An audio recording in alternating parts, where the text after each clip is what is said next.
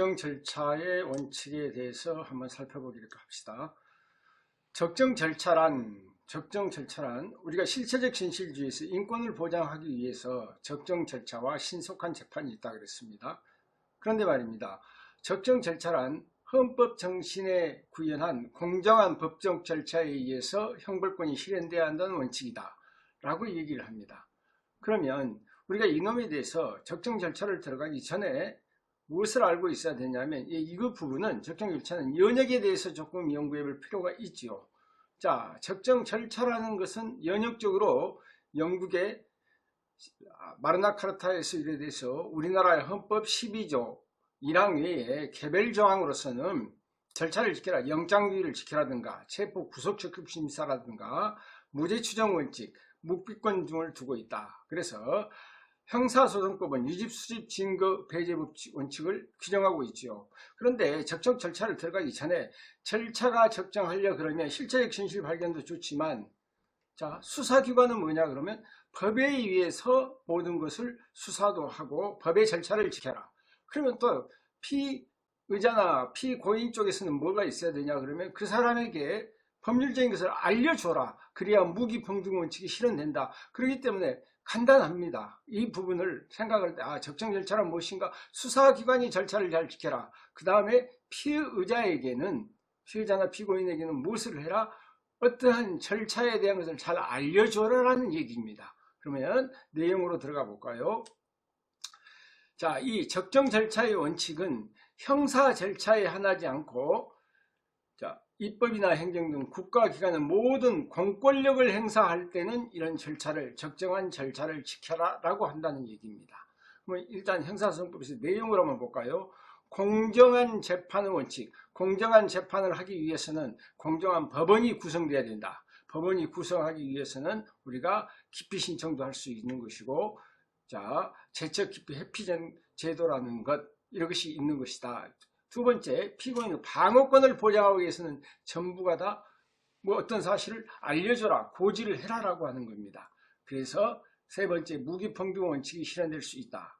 그러면 내용을 해서 또 보면 비례성의 원칙. 자, 비례성의 원칙은 뭐라고 그러냐? 국가행벌권을 실현하기 위해서 강제처분을 한다 할지라도 강제처분 조그마한 경범죄를 유발한 사람한테 구속을 하거나 그러면 안 되겠죠. 그래서 구체적 상황을 고려하여서 목적과 수단, 방법, 침해와 공익 사유에 비례성 원칙이 맞춰져야 된다. 이 비례성 원칙이 맞춰지지 않을 때 모든 사람들은 억울하다든가 고난을 남용했다라든가 라는 얘기를 하게 됩니다. 다음에 마지막으로 여러분이 피고인 보호의 원칙. 이건 간단하죠. 뭡니까? 진술 거부권의 고지라든가. 여기서 거의가 고지입니다. 알려주는 거야. 그래서 피고인에게 당신이 이렇게 반응할 수 있어 라고 하는 겁니다. 자, 태정한 피고인은 증인, 감정인, 공동피고인의 진술 요지를 고지한다든가 증거조사 결과에 대한 의견, 증거조사에 대한 신청에 대한 고지, 상소에 대한 고지제도, 자, 피고인의 구금시 범죄 사실의 여지라든가 변호인 선임에 관한 것을 알려줘라. 장애인이나 특히 보호를 요하는 자에 대해서는 특칙을 가지고 있다. 그런데 말입니다. 우리가 참고 지문에서 이런 지문 자체가 나온다면 여러분이 어렵게 느끼실 지문이 있죠.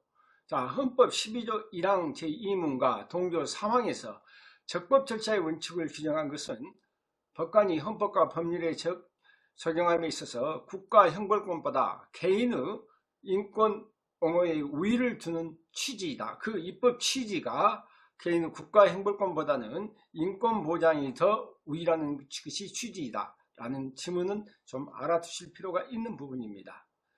두 번째 지문, 국민 참여 재판을 받을 권리는 헌법상 기본권으로 보호될 수는 없지만 헌법상 기본권으로서 보호될 수 없다는 것, 국민의 형사재판 참여에 관한 법률에서 정하는 대상 사건에 해당하는 한 피고인은 원칙적으로 국민 참여 재판으로 재판을 받을 법률상 권리를 가진다고 할 것이며 이러한 형사소송 절차상의 권리를 배제함에 있어서 헌법에서 정한 적법 절차의 원칙을 따라야 한다는 것.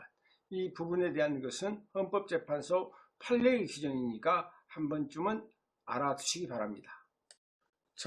적법 절차의 원칙에 있어서는 판례가 많이 나오고 특히 다른 것보다 판례가 중요시되는 부분이고 판례가 아주 많이 나오는 부분이기 때문에 여러분께 이 판례의 한 부분에 대해서 문제를 한번 풀어보기로 하겠습니다.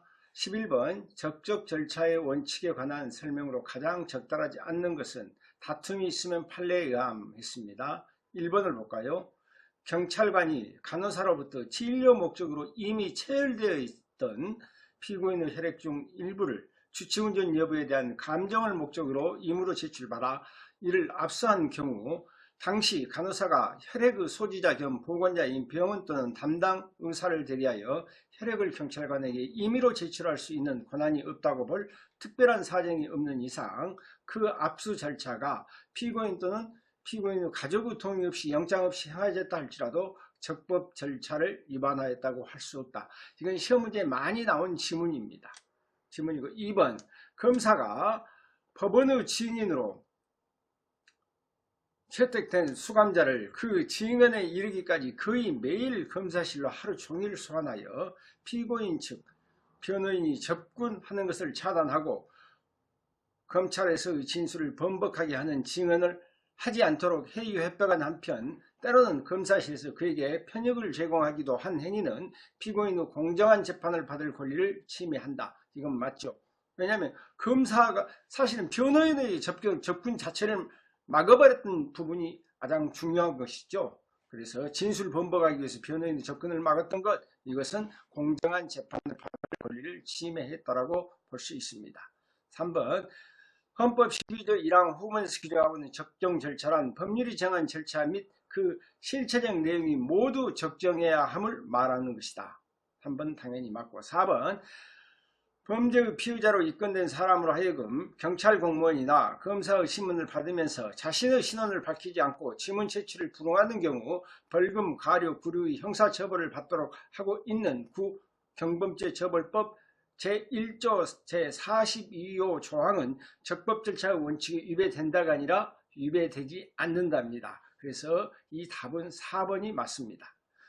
그래서 적정 절차와 관계는 지금은 실체적 진실주의와 적정 절차, 그 다음에 신속한 재판이 있으면 적정 절차의 부분이 중요시되고 판례 부분이 시험 문제에 자주 나옵니다. 그래서 항상 적정 절차에 대한 판례는 여러분이 정확하게 정리하고 가실 필요가 있습니다.